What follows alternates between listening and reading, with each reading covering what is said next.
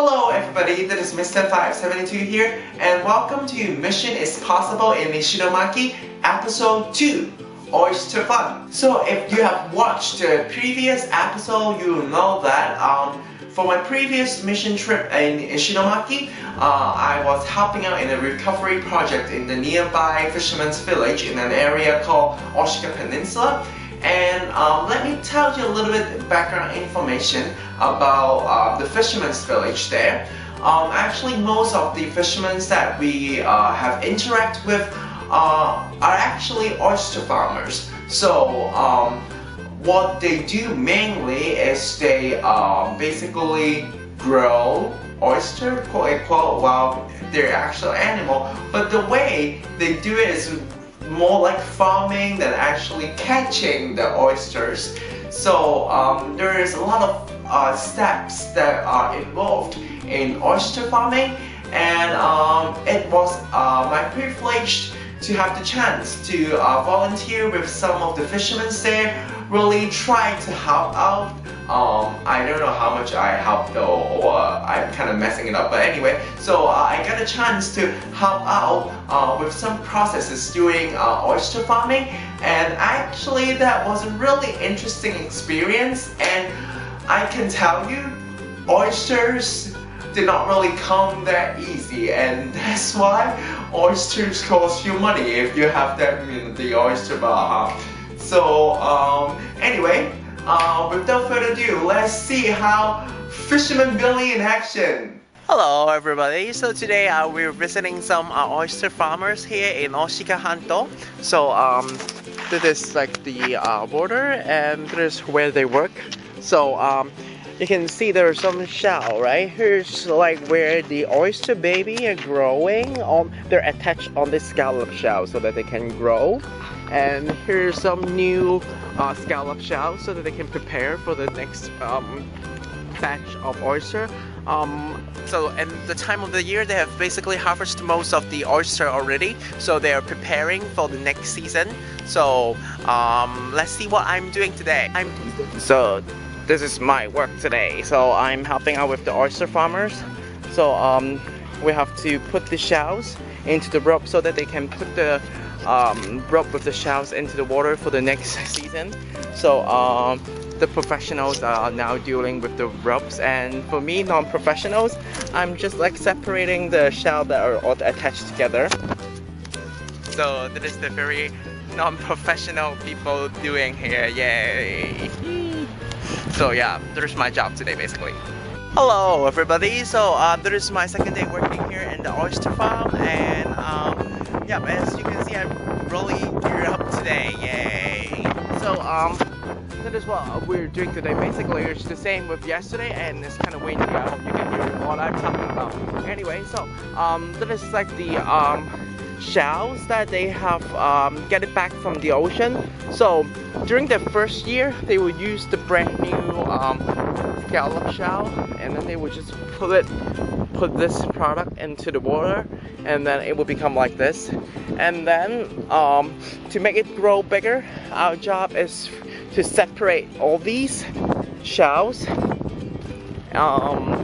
here, which is separating shells here. And today I help to shove the shells in the rope so that they can reorganize it, make it like this, and then put it back to the water again. So I asked the farmer that here, they told me that they will put it into the deep water, it's not in the shallow water. And Lim Pesan, my missionary, told me that before this tsunami, they will hire people to do that. Now we're, as a volunteer, we're here to helping out, so that because they're kind of busy, but they need the manpower to do that, so that we're here to help them out. So throughout my stay in Ishinomaki, I was able to meet with different mission teams from all around the world. And when I was there volunteering for the oyster farmers preparing for the next season, I was able to work with a mission team from the Aloha Stay. They are actually from Hawaii, and I would like to say I actually really admire them. There was two reasons. The first one is, personally, I've never been in a mission trip that I cannot speak the language at all. But they came all the way to Japan, and most of the members don't know how to speak Japanese. They may know some really basic Japanese, but like to really communicate, you know, better, they can't really do that. Most of the members can't really do that, and I'm really like truly admiring them for that, because like, you know, you're being put into an extremely foreign experience, foreign country that you can't speak at all, but you're trying to show the love of Jesus to the people there. So it's something that is really brilliant. And the second thing that I really admire them is the way they do their mission trip is a little bit different than what I used to do or what I know. Usually when a mission team comes to a place, they prepare a lot of programs and stuff, like, you know, they have a master plan of what they are going to do. Of course, this team also planned something, but most of the time they are just there being a helping hand to the fishermen and to really try to like live their life. So they're just there to help out in whatever ways that, you know, the fishermen wanted them to help out. So I think it's also a very important point that we have to bear in mind when we are going on a mission trip, that we're not there to just, hey, I prepared this grand plan for you, hey, take it. But more like we're here to show the love of Christ to you, so how can we help you? And I think this team truly demonstrated that. And without further rambling, here is some of the footage of the Hawaii team when they're working with the Oyster Farmer. So today, hello, I'm working here in the Oyster Farm again. Today we have some friends helping us. The mission team from Hawaii, say hello. Aloha, yeah, so we're working with the same thing. So I think I can film it a little bit better with here. So now they're making the rope looks a little bit loose, and then here we go. So yeah, they're doing the oyster. Yep, so that is like exactly how we do it, basically. Yeah. How was it? Good. Kind of hard. Yeah, it gets hurt, but it's good. Ah, good. Yeah, it's hard work. That's what Yeah. Again, yesterday. Yeah. The fingers hurt a little bit, but other than that, we're still fine. Yeah. We just had some good tea. Ah, good. Keep going. Cool. Yeah. And this team are really fast. I think they're faster than my team. Yeah. So people may be wondering, wow, you are on a mission trip, aren't you supposed to be preaching every day? Why are you just working as a fisherman there? Well, actually there are two reasons for that. First of all, the fishermen really needed the help. As you can see, preparing for oyster farming is really labor-intensive job. Before the tsunami, actually, some of the fishermen were able to hire help, hire temporary workers to help with them with all these preparation. But since the tsunami, financially they're not able to hire people again. And actually it takes about 2 to 3 years for the oyster to be able to harvest. So that actually now it's 2014, and in 2013 October, some of the fishermen just started to get back their first batch of income after the tsunami. So that actually based in the past 2 years, in 2011, 2012, some of them didn't really have any income by oyster farming, because the previous harvest has been washed away, and the new babies need time to grow, so that they don't really have the money to hire people to help out, but they needed the people. So that what we are doing here is really helping them out directly. And secondly, to show them the love of Christ, rather than just preaching about the love, we try to show them by our action. We try to really show them how we walk together with them and show them that not just us but our God is also walking together with them. So that's why we were volunteering directly involving in the fishermen's industry. The fishing industry, not fisherman industry, sorry. The fishing industry there in Oshika Peninsula.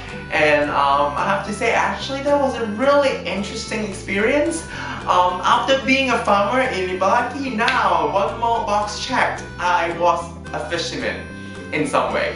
So anyway, so I think that after seeing how they're prepared, you may wanted to see how oysters are being harvested. So actually I got a chance to go to the sea with a fisherman to really harvest some really fresh oyster out of the sea. So let's check out the oysters, shall we? So I was now invited to see how they prepare the oyster for sale. So there is Ling Pesa, the missionary that I'm following, and that is our fisherman Sugiura Shang, and then he's showing us the oysters. Yeah. So now I'm in the cockpit here, and we are going to the sea to see some oysters. Yeah. So there's a real fisherman boat. We got all the radios and everything. So we're now going to the sea. No, actually we're by the coast center. So yep. So now we're by the farm, the oyster farm, and Sugiura-san is going to show us a little bit of the oysters. So he's trying to get some of them up from the water here by the machine, and here it is. They're coming. So they got different markings on the floating ball so that they know which one is which. Yay! There's some oysters, I think. Here's how they harvest the oyster. So they cut from the big root and then they put it back here with the machine, so that so that we can get the oysters. So they're coming now. Coming up. So here's the oysters. No, that is not the oyster. This is a bunch of oyster. They're attached with the shells and everything. So now they're up and up and up.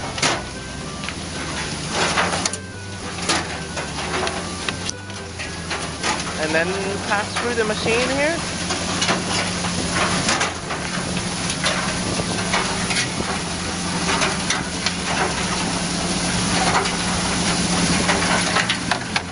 And then the oyster will come out. Whoa!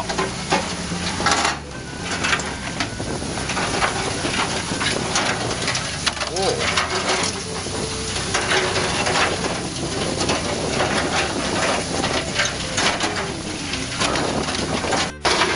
So this machine helps to remove the oyster from the scallop shell. You can see some scallop shell here, right? And they help to remove the scallop shell, and also like inside, I'm not very sure about the mechanism, but it will make the oyster like without that much of like garbage and other like unwanted seaweed kind of thing. So it's a very convenient machine for them to use. You can see, yeah, they're just like splashing it out. So we just freshly opened an oyster, because I'm not eating oyster, so Lim Pe-san will help me to eat it anyway. So that is the oyster. It's kind of big. It's only a year. It's been only growing for a year, and it's very big. Okay, so let's get the first-hand experience. Is that good? Very good. Okay, I think his face like tells you everything already. He's like so good that he's not going to say anything.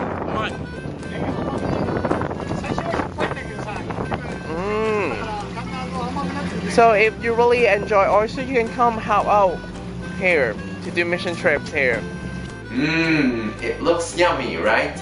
So, actually I don't eat oysters, so I don't really know, but it looks yummy anyway.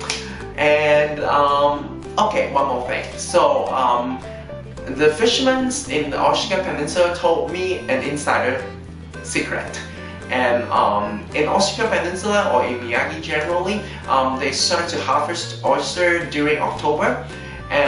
But they told me that the best time to have Miyagi oysters is actually during the springtime. So if you're buying some raw oyster from Miyagi, remember to buy it in springtime. You heard me. Anyway, thank you for watching this video. Please continue to pray for the recovery in the Oshika Peninsula and for the fishermen there. And also after working just a little bit with the oyster farmers there, I really admire people in agriculture, both farmers or fishermen. They're really hard workers. Most of them woke up really early and end their day kind of late, and they're really important to the world because they feed our stomach, but their work is sometimes being neglected. So yeah, I have a lot of admiration for them. Anyway, thank you so much for watching. If you like this video, please make sure to give it a giant thumbs up and also subscribe to my channel. Your support is really important to me. Anyway, thank you for flying with us. God bless and goodbye.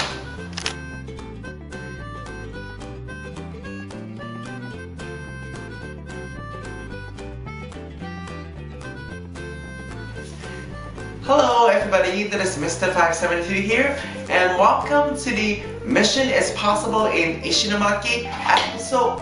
What the heck?